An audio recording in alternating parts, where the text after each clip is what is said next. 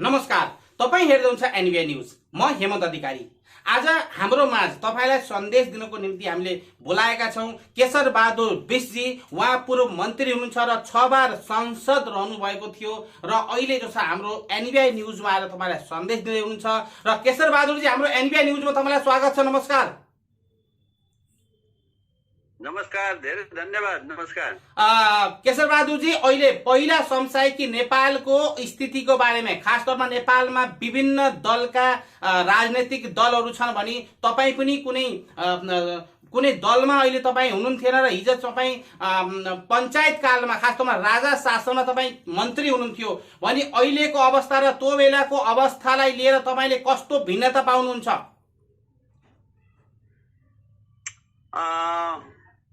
अब यो धेरै गहिरो प्रश्न भयो, अलिकति समय लाग्छ होला। त्यो के भनेदेखि म पार्टीगत हिसाबमा पनि राष्ट्रिय प्रजातन्त्र पार्टीको संस्थापक मान्छे मध्येको हुँ। हजुर। त्यति बेला हामीले देशमा बहुदलीय व्यवस्था सिर्जना भएपछि हामीले राष्ट्रिय प्रजातन्त्र पार्टी बनायौं। अब त्यो राष्ट्रिय प्रजातन्त्र पार्टी चाहिँ नि आफूले सोचेको विचार गरेको अनुकूलको नहुँदै गएपछि बिस्तारै त्यो राष्ट्रिय प्रजातन्त्र पार्टी आपसमा टुटफुट हुन थाल्यो र म केही समय राष्ट्रिय प्रजातन्त्र पार्टी नेपालको वरिष्ठ नेता भएर पनि काम गरेँ। तर मेरो करियर चाहिँ नि 2034 सालदेखि म तत्कालीन पञ्चायती व्यवस्थामा बालिग मताधिकारको चुनाव पद्धति सुरु भएपछि मैले चाहिँ नि पञ्चायती व्यवस्थामा काम गरेको हुँ। म 37 सालबाट 45 सालसम्म 6 पटक शिक्षा एवं संस्कृति मन्त्रीको सहायक मन्त्री, राज्य मन्त्री र पुरा मन्त्री भएर मैले 6 पटक काम गरेँ। म ललितपुर जिल्लाबाट लगातार 2 पटक चुनाव जितेर सांसद भएँ। अब अहिले यो व्यवस्था 46 साल पछाडिको व्यवस्था परिवर्तन पछि मैले भनिहालेँ, म केही समय राप्रपा बनाउने काममा लागि, तर त्यो सम्भव नभएपछि राप्रपा नेपालसँग पनि म आबद्ध भएँ। अनि देशमा परिवर्तन आइसकेपछि मैले केही समय नेपाली कांग्रेसलाई पनि सघाएँ। अब अहिले चाहिँ नि यो दलहरूको विधि व्यवहार क्रियाकर्मसँग वाक्क दिक्क भएर नेपालको सन्दर्भमा निषेधको राजनीति बढ्ता हुँदै गएपछि देशको भौगोलिक परिस्थिति, हाम्रो आर्थिक स्थिति, हाम्रो चेतनाको स्थिति, हाम्रो शिक्षाको स्थिति, हाम्रो सामरिक स्थिति, सारा कुरालाई ध्यानमा राख्दाखेरि राज संस्थालाई चाहिँ नि पाखा पार्नु देशको हितमा छैन भन्ने मेरो बलियो र दृढ धारणा भएको हुनाले अब यो गणतान्त्रिक संविधान आएपछि अनि त्यस पछाडि देशको पहिचान, देशको चाहिँ नि धर्म संस्कृति माथि हमला हुन थालेपछि र देश संहितामा गइसकेपछि चाहिँ मैले यो प्रत्यक्ष दलीय राजनीतिबाट म पन्छिएर स्वतन्त्र अभियान गर्दै हिँडेको हुँ। मेरो अभियानको नाम राष्ट्रिय शक्ति नेपाल भन्ने छ। यसले जम्मा 3टा कुरा मात्रै अँगालेको छ कि हाम्रो नेपालमा आजको दिनमा विश्वमा अन्त के कसो होइन, समय अनुसार, हावापानी अनुसार, माटो अनुसार, मैले अघि नै भने हाम्रो भौगोलिक स्थिति अनुसार, हाम्रो भाषा भाषी, धर्म, मेची महाकाली, हाम्रो तराई मधेस, हिमाल पहाड सबैलाई ध्यानमा राख्दाखेरि यो देशमा संवैधानिक राज संस्था भएन भने र देशको सनातन पहिचान भएन भने, हिन्दू अधिराज्य कायम भएन भने र यो संहिता खारेज भएन भने देशको अस्तित्वमाथि नै खतरा छ भन्ने अभियान बोकेर हिँडेको छु। बिल्कुल। अहिले तपाईँ देखिसक्नु भएको छ, तपाईँ त्यो बेलाको पञ्चायत शासनबाट लिएर, राजतन्त्रबाट लिएर अहिलेको लोकतन्त्र तपाईँले देखिसक्नुभयो। यो लोकतन्त्र र राजतन्त्रमा तपाईँले के फरक पाउनु भएको छ? लोकतन्त्र भनेको चाहिँ नि यथार्थमा पिपुल्स डेमोक्रेसी भइदिएको भए यसमा नराम्रो कुरा केही छैन। संसारको कुनै व्यवस्था कागजमा नराम्रो हुँदैन, त्यसैले लोकतन्त्र पनि नराम्रो व्यवस्था भन्न म सक्दिनँ। तर नेपालमा लोकतन्त्र होइन, नेपालमा चाहिँ नि लुटतन्त्र भयो, नेपालमा चाहिँ नि मनपरी तन्त्र भयो, नेपालमा एनार्की भयो। लोकतन्त्रको नाममा घुस भ्रष्टाचार भयो, राष्ट्रको स्वाभिमानमाथि खेलवाड भयो, छिमेकीहरूसँगको इज्जतसँग खेलवाड भयो र नेपाल कसैको लागि पनि पाच्य भएन। नेपालीको लागि भएन, घर घरको लागि भएन, विकासको लागि भएन, यो क्षेत्रीय सन्तुलनको लागि पनि भएन। त त्यसको दाँजोमा भन्नुहुन्छ भनेदेखि राजाले चाहिँ नि राजाको प्रत्यक्ष शासन होइन, राजा एउटा अभिभावक भएको अवस्थामा, राजा संरक्षक भएको अवस्थामा यो चाहिँ नि नेपालको सुरक्षा, नेपालको गौरव, नेपालको इज्जत, नेपालको विकास र भ्रष्टाचारको न्यूनीकरणमा धेरै ठुलो मद्दत र बल पुगेको हामीलाई अनुभव भएको हुनाले हामी राज संस्थाको पक्षमा उभिएका हौँ। बिल्कुल बिल्कुल। अहिले वास्तवमा जुन हिसाबले पार्टी बढिरहेका छन्, खास तौरमा नेपालमा राजनीतिक दलको बिगी छ भन्न पर्ने छ अवस्था आएको छ, यो अवस्थाले के नेपाललाई बाटो दिन सक्ला? सक्दैन, सक्दैन। म भनिहालेँ नि, व्यक्तिगत स्वार्थका निमित्त देशलाई जतिसुकै नोक्सान भए पनि त्यो काम गर्ने नेतृत्वको स्तर नपुगेको, पढाइ नपुगेको, अनुभव नपुगेको, त्यो ठुलो चौडा छाती नभएको र एउटा के भन्छ संवेदनशीलता नभएको नेतृत्व चाहिँ नि सदा सर्वदा हावी भइराखेको हुनाले यो नेतृत्वमाथिको नियन्त्रण नभएको मात्रै होइन, अहिले त हुँदा हुँदा प्रजातन्त्रको, लोकतन्त्रको तपाईँको चाहिँ नि अनिवार्य अवयवहरू, अङ्ग प्रत्यङ्ग भन्नुहोस् न, कार्यपालिका, न्यायपालिका, संसद, विधायिका, कुनै पनि अङ्ग चाहिँ नि ठिक ठाउँमा, ठिक सन्तुलनमा र एक आपसको शक्ति सन्तुलनमा नभएर लथालिङ्ग र भताभुङ्ग हुँदै गएको हुनाले नेपालको आजको दिन तर्साएर, बन्दुक देखाएर, हेपेर, प्रलोभनमा पारेर, पैसाले किनेर, छाके ट्वाके व्यवहारले देशको लोकतन्त्र चल्दैन। व्यक्ति तलको मान्छेले घुस खाने कुरा आफ्नो ठाउँमा छ, तर राज्यको सञ्चालकहरू नै शङ्कास्पद भएपछि, उनीहरूको नीति नै बेकायदाको भएपछि, उनीहरूले जनताप्रति भन्दा आफ्नो र आफ्ना मान्छेप्रतिको मात्रै खेलवाडले देशलाई चाहिँ लुट्ने लुटाउने काम गरेपछि यो विकृति आएको हो। त्यसकारण यसको अन्त्य हुनुपर्छ। सबभन्दा ठुलो कुरो 2072 को संविधान हो यसको सबैभन्दा मूल के भन्छ बेकायदाको जर हो। यो नमिलेको कुरा, यो देशको संविधानै बेठिक भएपछि त्यो बेठिक संविधानलाई प्रयोग गरेर स्वार्थी राजनीति गर्ने दल भने त विकास गर्ने माध्यम पो दल हो त, लुट्ने कामको निमित्त दल त होइन नि। बहुमत जतातिर भयो त्यसले लुटी खाने कामको निमित्त त दल हुँदैन नि। दल भने त त्यो बहुमत ल्याउने भनेको त काम गर्नलाई सजिलो पार्ने र भिजन भएको, त्याग तपस्या बलिदानले साथ दिएको विकासको निर्माणको कुरा पो हो त। बिल्कुल केशरबहादुर जी, नेपाल एक भूपरिवेश भूमि छ जहाँ समुद्रबाट चाहिँ जोडिएको छैन र समुद्रलाई व्यापारको निम्ति चाइना और भारतसित सपोर्ट लिनुपर्ने आवश्यकता छ र अहिले खास तौरमा दुवै देशसित नेपालको सम्बन्धमा कहीँ न कहीँ खटपट चलिरहेको हुन्छ। भारत या चाइना दुवै पडोसी मुल्क हुन्, सबैभन्दा ठुला देश हुन्। हाम्रो नेपालको छिमेकीसित नमिल्नको कारण किन यस्तो आएको छ? अब हेर्नुहोस्, यो राजनीति र नेताहरू नै स्तरहीन भएर नै हो यसको सबैभन्दा ठुलो समस्या भएको कि नेपाल भन्ने देशको तर्फबाट कुनै पनि छिमेकीलाई दुःख हुनु, अन्यथा हुनु, अथवा यसबाट दुःख हुन्छ कि भनेर शङ्का हुनु भनेको त्यो हाम्रो कमजोरी हो। हाम्रा कारणले कुनै छिमेकीलाई शङ्का गर्नुपर्ने, शङ्का हुनुपर्ने अथवा पीर पर्नुपर्ने कारण गर्नु भनेको त त्यो हामी नालायक हुने हो नि। हामीले त असल सम्बन्ध कायम राखेर हाम्रो भूमि छिमेकीको अहितका निमित्त प्रयोग नहुने प्रकारको ग्यारेन्टी गरेर जुगजुगदेखिको सम्बन्धलाई बरकरार राखेर झन्झन विकसित गर्दै लैजानु पर्ने ठाउँमा सानो सानो कुरालाई लिएर अथवा जुन कुरा सल्लाह छलफलले हुन्छ त्यो सल्लाह छलफल भन्दा न्यू खोजा विधि व्यवहारले, यो कहिलेकाहीँ छिमेकी पनि जिम्मेवार छन् यस्ता कुरामा, त्यसले गर्दाखेरि देशको सम्बन्धमा सधैँ तितोपन, अमिलोपन।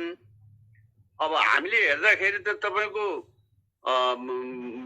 दुईटा देश जतिसुकै ठुलो भए तापनि हाम्रो हरेक हिसाबले, व्यवहारले, कामले, जुगजुगदेखिले, सन्दर्भले, एकले अर्काको मद्दतको हिसाबले हामी दक्षिण देशसँगै, हिन्दुस्तानसँगै सामाजिक, आर्थिक, धार्मिक हर प्रकारको सेक्टरबाट, कुनै सरकारी स्तरबाट मात्रै होइन, मान्छेको हर प्रकारको सेक्टरबाट सम्बन्ध जोडिएका देश हौं।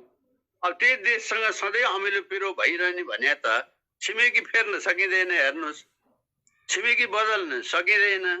भएको छिमेकीसँग असल व्यवहार गर्न नसक्ने भने चाहिँ यो कुनै योग्य र लायक कुरा होइन।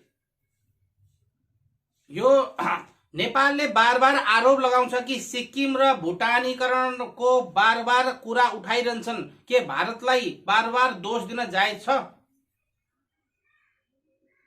नै, अब त्यो भित्र भारतले गर्ने व्यवहारमा कहिलेकाहीँ नजरअन्दाज गरेको चाहिँ छ। हेर्नुहोस् है, मैले त खुला रूपमा भन्नुपर्छ, म कसैसँग यसमा चाहिँ मुलाइजा राख्ने कुरा आउँदैन।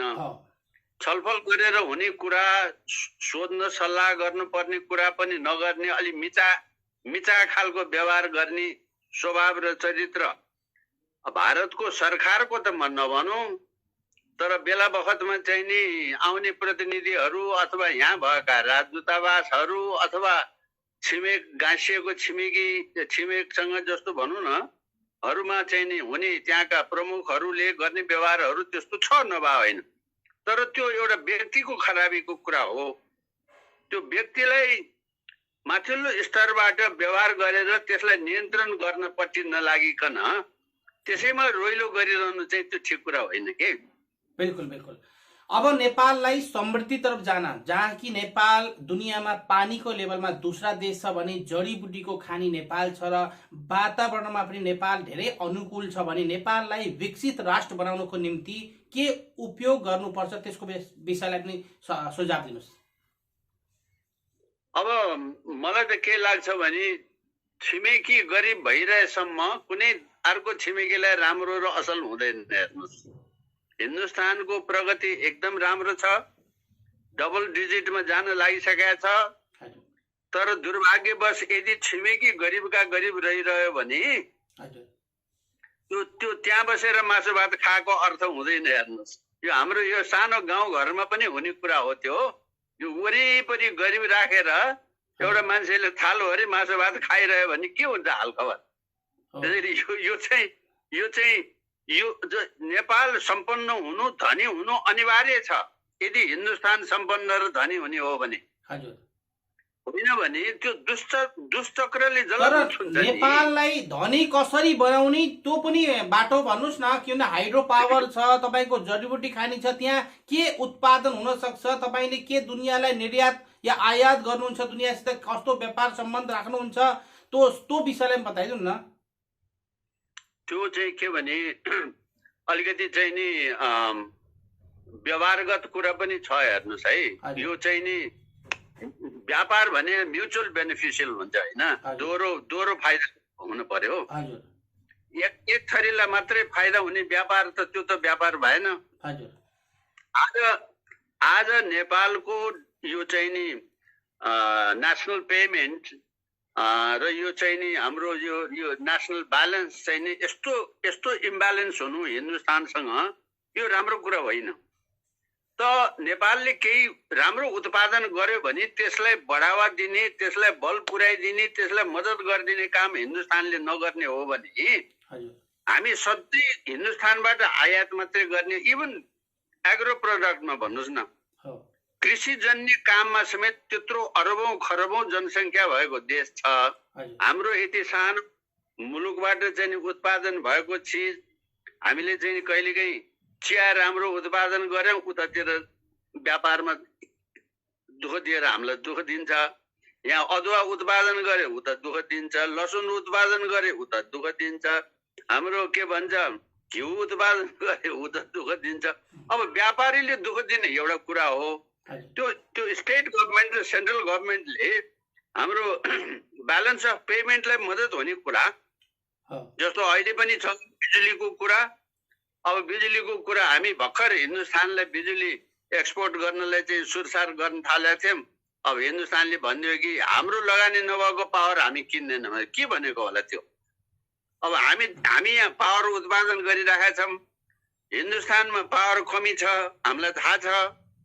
अब हाम्रो उत्पादन त्यहाँ नलाने भनेपछि नेपालीले आफैले पावर उत्पादन गर्न सक्दैन, धेरै ठुलो पैसा लाग्छ।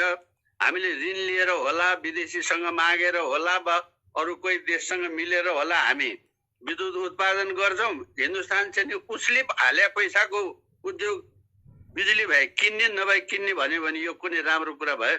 अब हालसाल यस्तो यस्तो गरिदिनुहुन्छ क्या। अनि त्यो चाहिँ नि नेपालको हित वास्तवमै हिन्दुस्तानले चाहेको हो कि होइन भनेर यहाँ अनि एक थरी उचाल्ने मान्छेहरूलाई यो उचाल्नलाई, यो कुरा बटार्नलाई सजिलो हुने र राम्रो हुने पारिदिन्छ। यो कुनै व्यापारीले गरेको कार्यमा पुरा हिन्दुस्तान जोडिएको हुँदाखेरि पनि अप्ठ्यारो बनेको छ। हो, मैले भन्न खोजेकै कुरा त्यही हो। व्यापारीहरू जेल गर्छ होइन, अनि त्यो गएर हिन्दुस्तान गभर्मेन्टसँग जोडिन्छ। त्यसैले अब यो हाम्रो दुर्भाग्य हो, त्यस्तो हुन नपर्ने। गभर्मेन्टले पनि त्यसलाई ध्यान दिन पर्यो, त्यसमा चासो राख्न पर्यो, तपाईको भनाइ त्यो छ। हो, केन्द्रले चासो राख्नु पर्यो। जस्तो अस्ति मात्रैको कुरा, यहाँ चाहिँ हाम्रो चिया रोकियो होइन, एउटा मैले सानो उदाहरण भनेको। हामीले यहाँ हल्ला गर्यौँ, ए भाइ यो त हिन्दुस्तान गभर्मेन्टसँग कुरा गर्नु पर्यो नि, खालि चिया रोक्यो भनेर गाली गरेर भएन नि भनेको।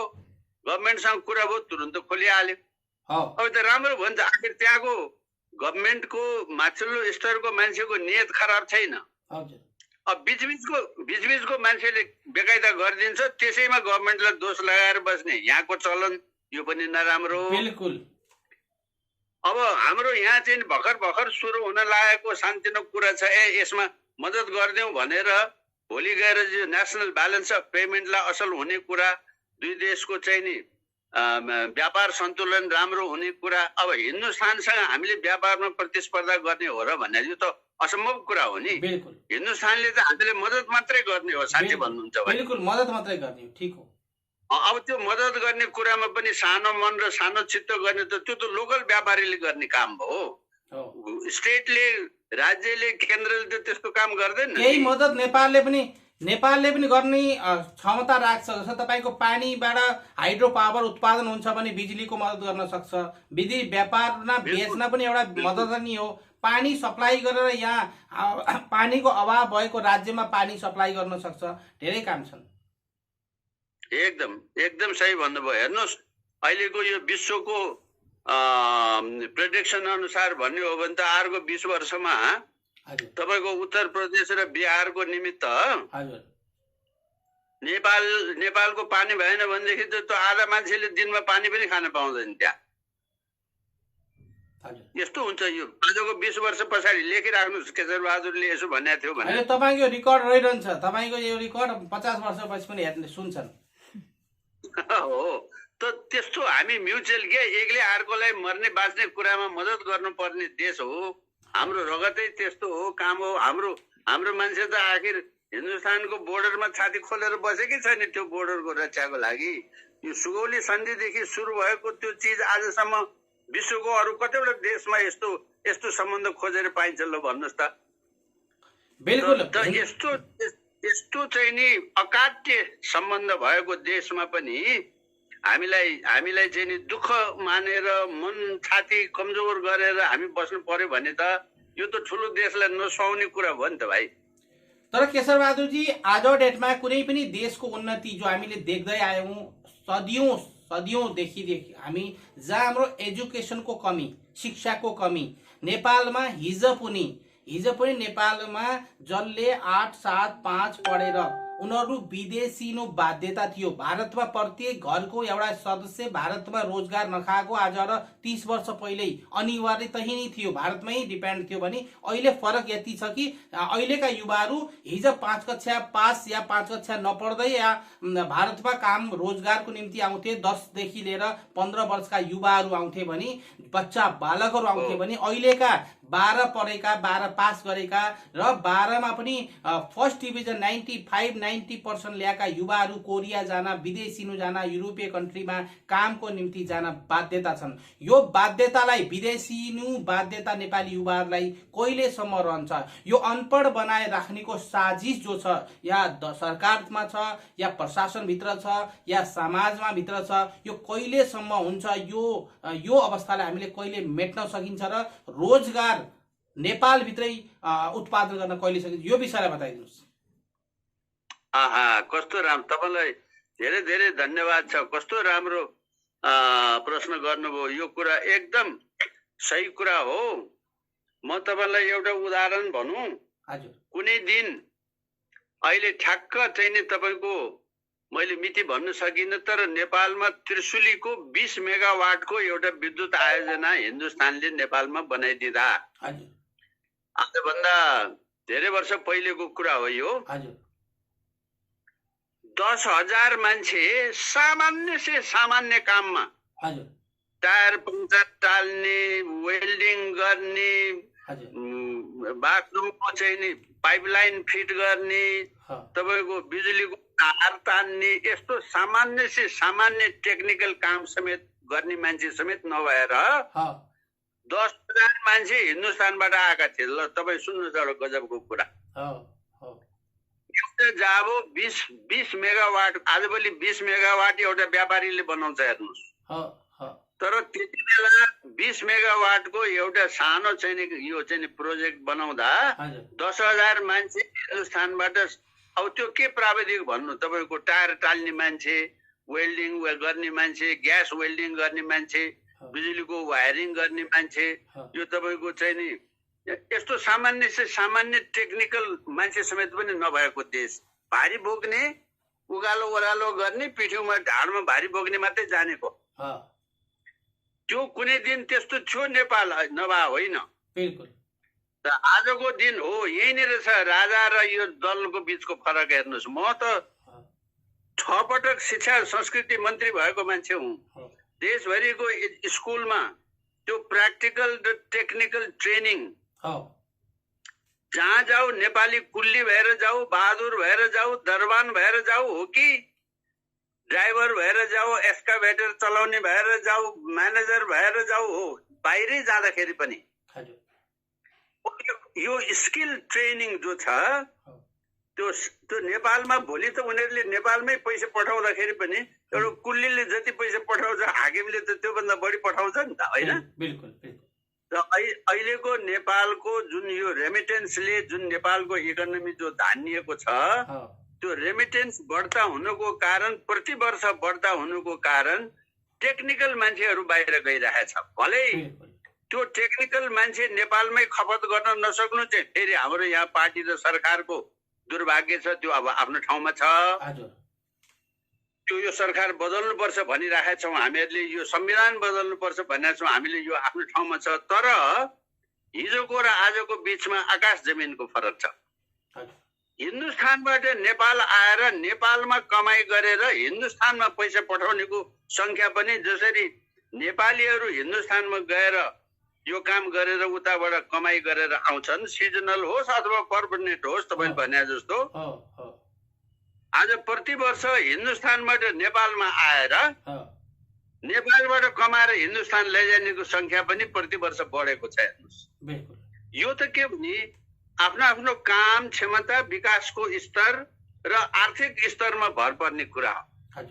तपाईँलाई एउटा चाहिँ नि त्यो एउटा स्किल प्रकारको चाहिँ नि मान्छे चाहियो, यहाँ काठमाडौँमा एभाइलेबल छैन भने काठमाडौँको घर बनाउने र अलिकति मध्यम वर्गीय राम्रो घर बनाउने डकर्मेदेखि लिएर तपाईँको फिनिसिङको काम गर्ने चिटिक्क पार्न जान्ने त हिन्दुस्तानी नै छ।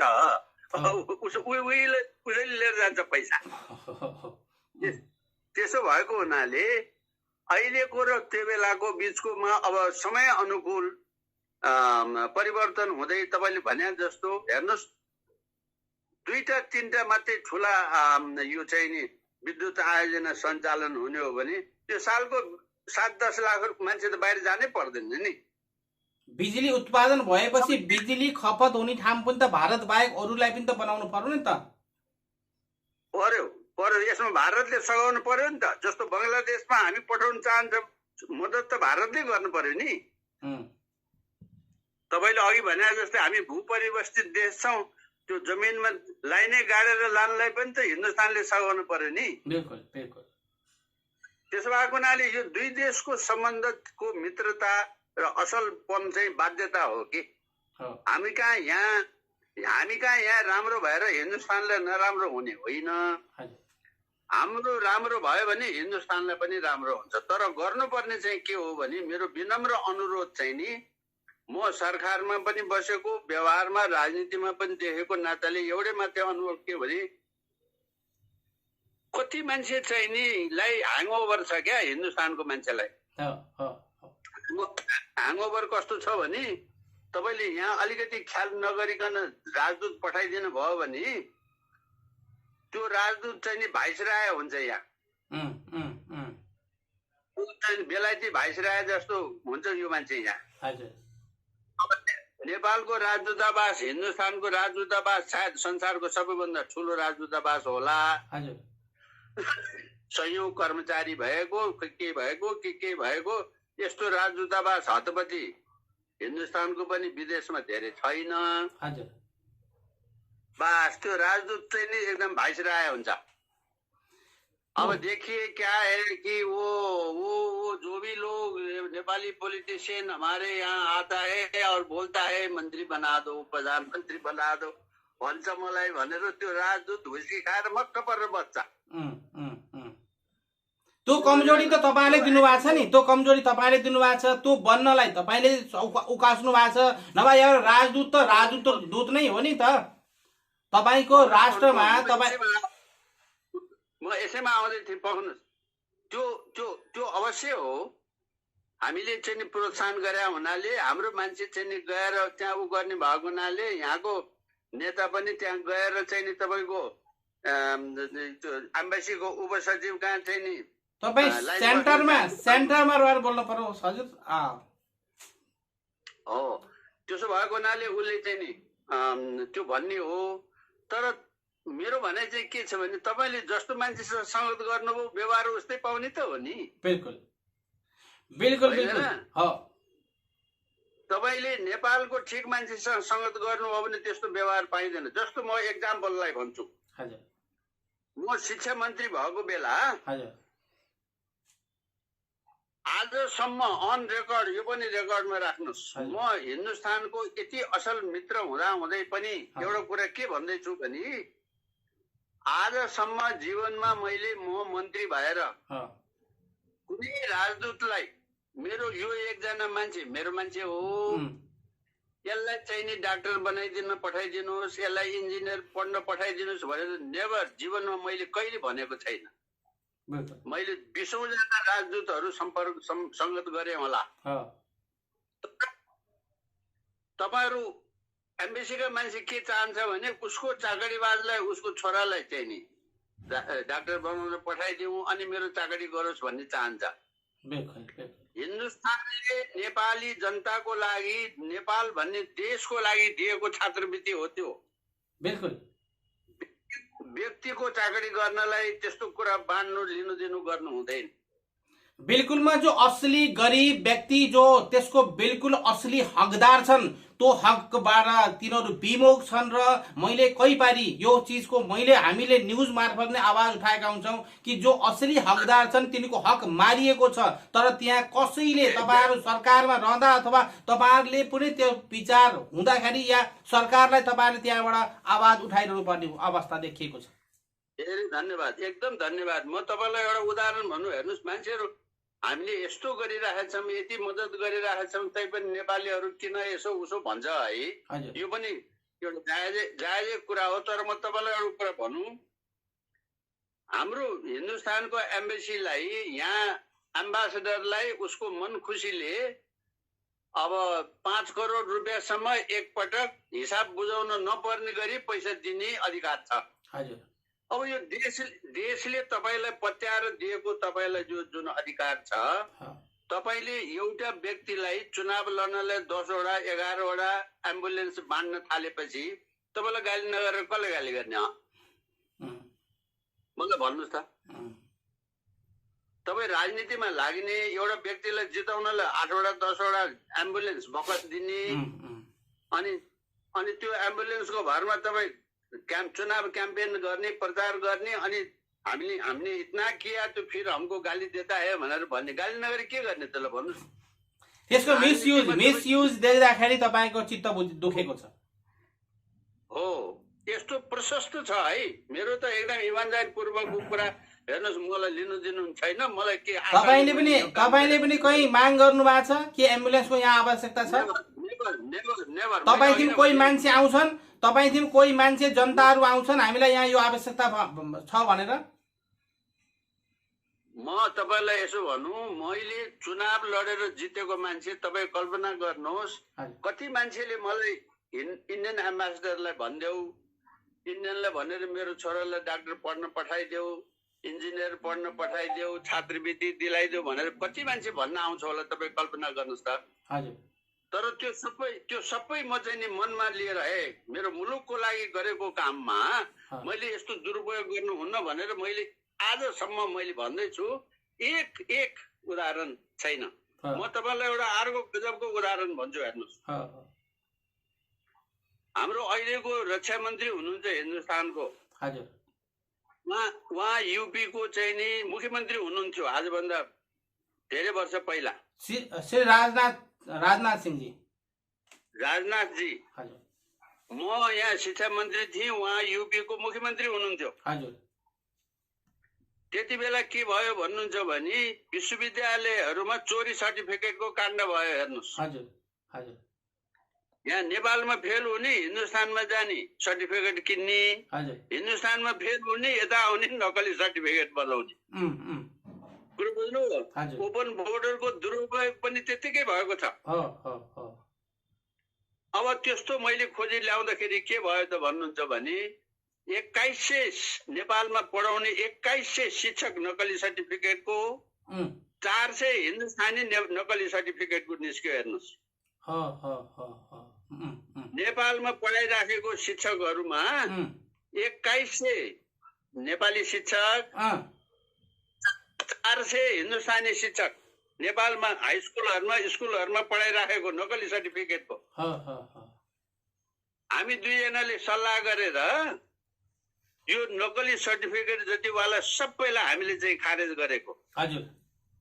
2400 सल्लाह गरेपछि त मैले त राजनाथजीलाई त्यति बेला भने, हाम्रो देशमा शिक्षक नकली, डाक्टर नकली, इन्जिनियर नकली यस्तो हुन थाल्यो भने त पुलिस नकली, आर्मीको अफिसर नकली, नकली सर्टिफिकेटले सेक्सन अफिसर हुने, नकली सर्टिफिकेटले इन्सपेक्टर हुने, नकली सर्टिफिकेटले लकडाउन हुने भएपछि आजको 20 वर्ष पछाडिको नेपाल के होला तपाईँ कल्पना गर्नुहोस् त। बिल्कुल। यस्तो संवेदनशील कुरामा मैले आजसम्म मेरो ह्याट्स अफ छ, म रेस्पेक्ट गर्छु, रिगार्ड गर्छु। हिन्दुस्तानी लिडरसिपहरू कहिले पनि त्यो सानो मन र सानो चित्तको छैन। मैले धेरै हिन्दुस्तानी लिडरहरूलाई भेटेको छु होइन, तर उहाँहरू कहिले पनि यस्तो कुराहरूमा, तर यहाँ दुरुपयोग गर्नेले धेरै कुरा दुरुपयोग गरिदिएको छ। अब चाकडी खोज्ने मान्छेले चाकडी खाएको छ, स्वार्थ बिर्सेको छ, आँखा चिम्लिएको छ। त्यसले गर्दा दुई मुलुकको सम्बन्धमा केही अप्ठ्यारोहरू सिर्जना अवश्य भएको छ। बिल्कुल। अब जो नेपाल र भारतको मैत्री सम्बन्धी त राम्रै जाउँछ, राम्रै गइरहेको छ र सदियौँदेखि एउटै कल्चर, एउटै भाषा, एउटै बोली, एउटै ल्याङ्ग्वेज, देवनागरी भाषा, चाहे नेपाली हिन्दी भए पनि हिन्दी र नेपाली एउटै भाषा देवनागरीबाटै बनेको उत्पादन भएको भाषा हो। र अहिले हामी तपाईँले हामीलाई यो खास तौरमा यति किमती समय दिनुभयो र एनबिआई न्युजमा हामीले फेरि तपाईँलाई खास तौरमा दिल्ली आउनुभयो भने स्टुडियोमा डाइरेक्ट तपाईँलाई आमन्त्रित गरेर या हामी अनलाइन मार्फत भए पनि तपाईँसँग बेला बेलामा फेरि बोलाउने बाचा सहित अहिले हामीले बिदा लिन्छौँ र हाम्रा केही एनबिआई न्युजका दर्शकहरूलाई 2 शब्द राखिदिनुहोस्। धेरै धन्यवाद छ। एनबी न्युज जस्तो लोकप्रिय सञ्चार माध्यमको मार्फतबाट तपाईहरुले यसभन्दा अगाडि पनि मैले बोली भनिराखेको कुराहरू हिन्दुस्तानी जनता समक्ष, नेपाल प्रेमी जनता समक्ष, नेपाललाई सहानुभूति गर्ने र नेपाली भाषी हिन्दुस्तानीहरूको समक्ष जुन पुर्याइदिनु भयो त्यसको लागि म मुरी धन्यवाद व्यक्त गर्न चाहन्छु। तपाईको एनबी न्युजबाट 1.6 मिलियन सम्म 15-16 लाखसम्म भ्युअरहरू चाहिँ नि भएको मैले देखेको छु। यो चान्चुने कुरा होइन, सानो कुरा होइन। हिन्दुस्तान भरिका नेपाली भाषीले, नेपालीहरूले वा नेपाली भाषी हिन्दुस्तानीहरूले जुन चाहिँ नि नेपालको बारे जो चिन्ता, माया, स्नेह जो देखाइदिनु भएको छ त्यसको लागि पुनः एकपटक एनबिज्यू मार्फत सबैलाई मेरो धन्यवाद पनि छ। र तपाईहरुलाई विशेष गरी तपाईको यो लोकप्रिय सञ्चार माध्यमले नेपाल र नेपालीको हित गरोस्। दुई देशको सम्बन्ध अत्यन्त उच्च स्तरमा, कदापि कसैले स्वार्थै राखेछ भने पनि त्यो चाहिँ नि तलमाथि हुने अवस्था नपरोस् र ठिक ढङ्गको व्यक्तित्वहरूसँग विधि व्यवहार गरेर यो सम्बन्धलाई अझ बढी बलियो बनाउनलाई सफल होस् भन्ने शुभकामना व्यक्त गर्न चाहन्छु। धेरै धन्यवाद। हजुर, नमस्कार। धन्यवाद। नमस्कार। नमस्कार।